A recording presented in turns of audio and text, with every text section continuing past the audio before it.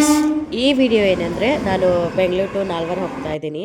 ಏನು ವಿಷಯ ಅಂದರೆ ಜಾತ್ರೆಗೋಸ್ಕರ ಹೋಗ್ತಾ ಇರೋದು. ಇದು ವಿಡಿಯೋ ಬಂದುಬಿಟ್ಟು ಏನಂದರೆ ವೈಟ್ ಫೀಲ್ಡಿಂದ ಟ್ರೈನ್ ಬಂದಿದ್ದೆ ಹತ್ಕೊಂಡು ಕಂಟ್ರೋನ್ಮೆಂಟ್ ಹೋದ್ವಿ. ಅಲ್ಲಿಂದ ಡೈರೆಕ್ಟಾಗಿ ಟ್ರೈನ್ ಹತ್ಕೊಂಡು ಸೀದಾ ನಮ್ಮ ಕಡೆ ಟ್ರೈನ್ಗೆ ಗುಲ್ಬರ್ಗ ಟ್ರೈನ್ಗೆ ಹತ್ಕೊಂಡ್ವಿ, ಉದ್ಯಾನ್ ಎಕ್ಸ್ಪ್ರೆಸ್ ಅಂತ ಹೇಳಿಬಿಟ್ಟು.